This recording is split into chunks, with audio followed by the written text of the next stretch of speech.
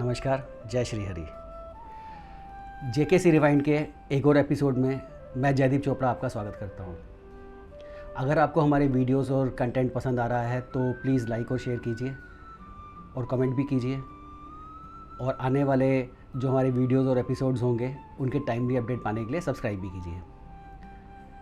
तो आज का हमारा जो ये वीडियो है, जो एपिसोड है, ये है मृत्यु के देवता यमराज के बारे में। बल्कि मैं तो ये कहूँगा कि यमराज की मृत्यु के बारे में।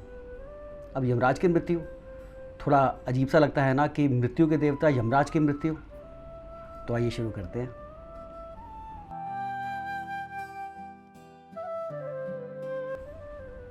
तो जैसा कि हम जानते हैं कि सप्तऋषियों को ब्रह्मा जी ने बनाया था, और उन्हीं सप्तऋषियों में से एक थे भृगु ऋषि।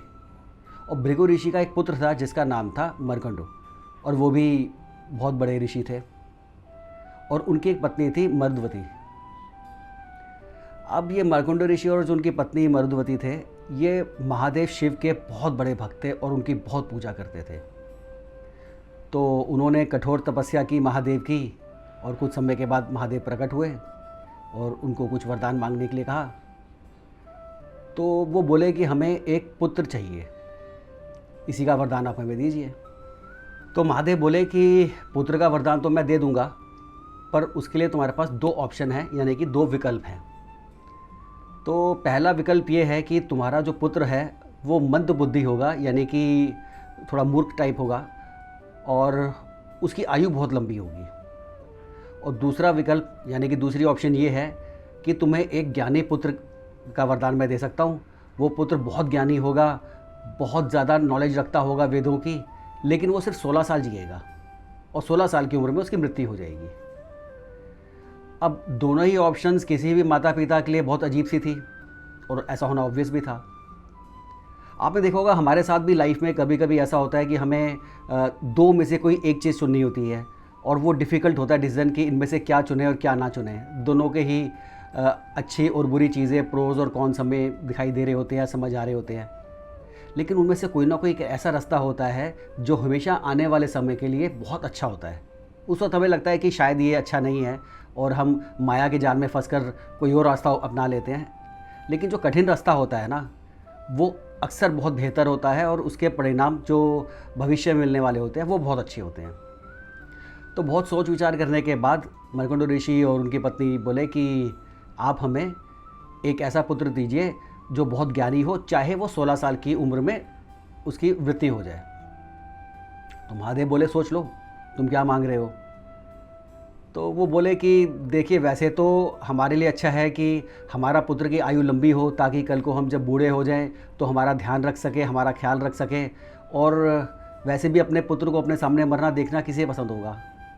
लेकिन वो जितना टाइम जिएगा, जितना समय जिएगा, उसकी मूर्खता, उसके मंद बुद्धि होने के कारण उसकी लाइफ, उसकी जो पूरी ज़िंदगी है वो ख़राब हो जाएगी, उसका भविष्य भी ख़राब रहेगा।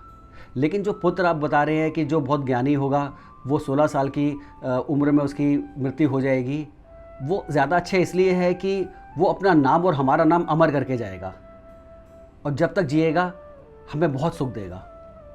तो हम इस वक्त अपने लालच के बारे में नहीं, हम उसके लालच के बारे में सोच रहे हैं कि वो पुत्र वही होना चाहिए जिसमें ज्ञान हो, जिसमें बुद्धि हो।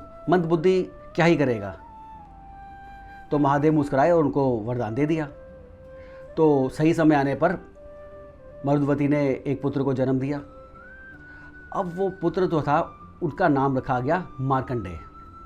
बहुत बड़े ऋषि हुए हैं हमारे यहाँ पर।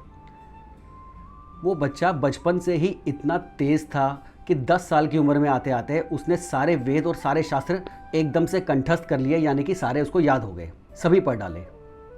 दूर दूर से साधु संत और महात्मा उसके पास आते और ज्ञान की प्राप्ति करने के लिए। सभी हैरान होते कि इतनी कम आयु में इतना ज्ञानी बच्चा कहाँ से मिला और कहाँ से इतना ज्ञान लिया।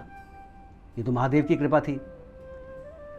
अब इसी तरह समय बीतता गया, और एक दिन मार्कंडेय, उनका जन्मदिन था। वो सुबह सो के उठे तो थोड़ा सा अजीब सा लगा उनको, क्योंकि उनके हर जन्मदिन पे जब वो उठते थे सो के, तो उन्हें उनके माता पिता के हवन की सामग्री की खुशबू आती थी, क्योंकि जब वो उठते थे जन्मदिन के दिन, उनके माता पिता हवन कर रहे होते थे।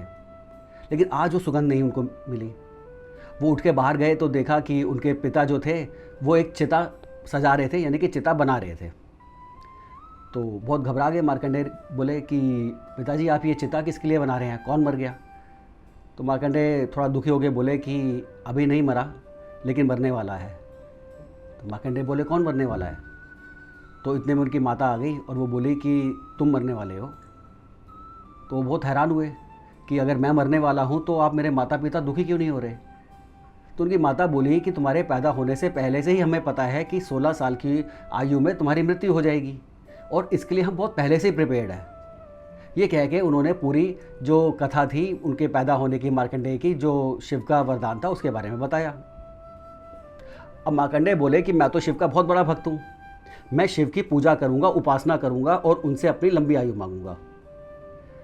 तो माता पिता बोले कि ऐसा कैसे हो सकता है, तुम्हारी ये 16 साल की आयु तो खुद महादेव शिव ने ही दी है।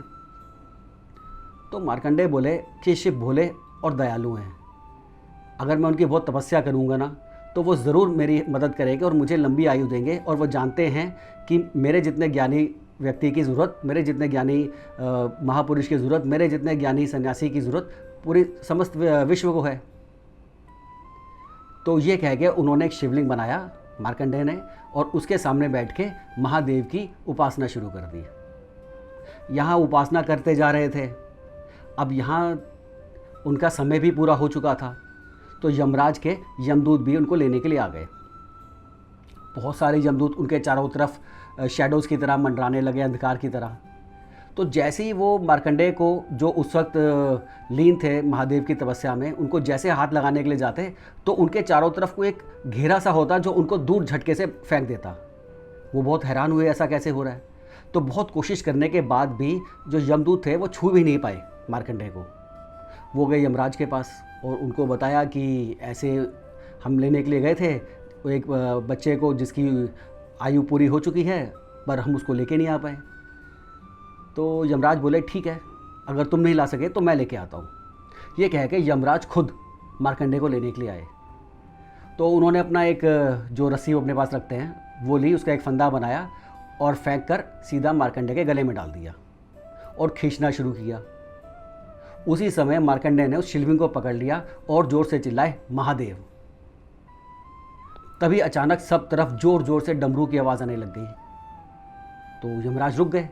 उन्होंने पलट कर देखा तो सामने डमरू बज रहे थे और महादेव गुस्से में खड़े हुए थे। और महादेव बोले कि तुम इस बच्चे को लेके नहीं जा सकते।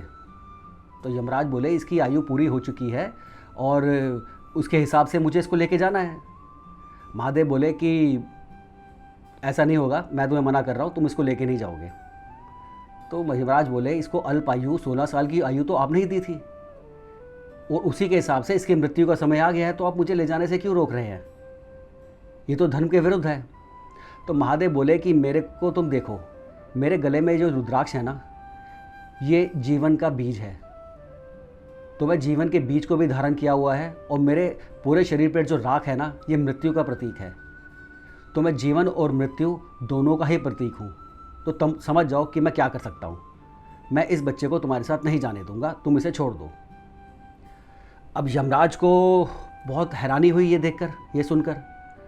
वो बोले महाराज आप बहुत दयालु हैं, पहले भी आप भृगु ऋषि के एक बेटे शुक्राचार्य को मृत संजीवनी दे चुके हैं और आज आप इसे अमर कर रहे हैं। ये तो ब्रह्मांड की जो रूल्स बने हैं उनके बिल्कुल विपरीत है, क्योंकि मृत्यु लोक में जिसका जीवन हुआ है उसकी मृत्यु होनी निश्चित है। और मेरे को जो काम है यही काम दिया गया है। मुझे लोग धर्मराज कहते हैं।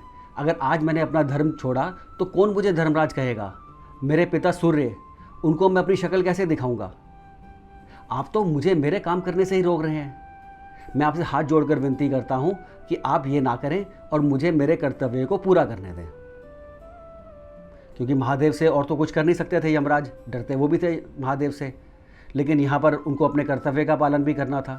क्योंकि जैसे सबको अलग अलग काम दिए गए हैं, ब्रह्मा जी को सृष्टि बनाने का, शिव को उसको ख़त्म करने का और विष्णु जी को उसको सुचारू रूप से चलाने का, उसी तरह से यमराज को भी काम दिया गया है कि जिसकी मृत्यु का समय आ जाए उसको अपने साथ लेके जाएं।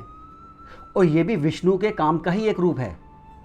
सृष्टि को नियंत्रण से चलाने के लिए लोगों का पैदा होना और मरना होना ज़रूरी है।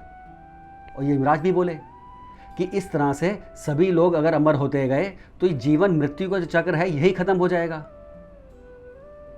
और ब्रह्मांड में सारे रूल्स टूट जाएंगे, सब कुछ ही खत्म हो जाएगा।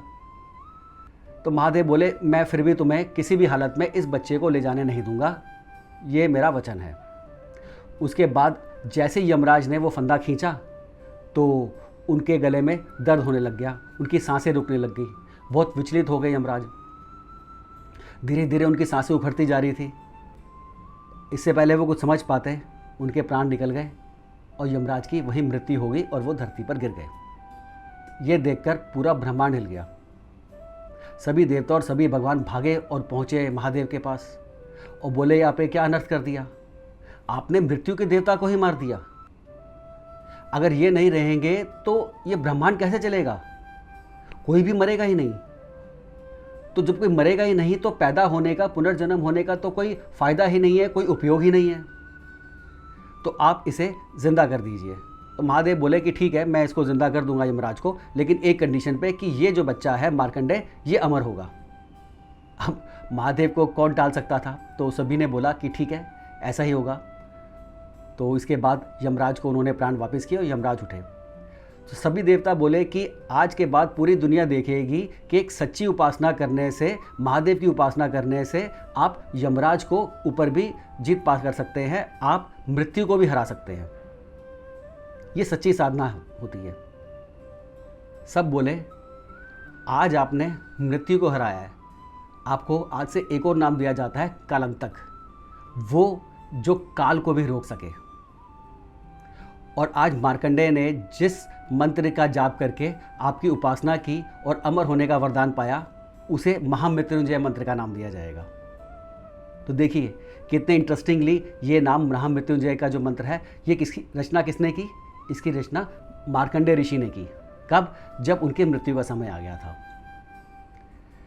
इसके बाद मार्कंडेय ऋषि ने मार्कंडेय पुराण की भी रचना की, जो हमारे 18 जो मेन पुराण हैं उनमें से एक है।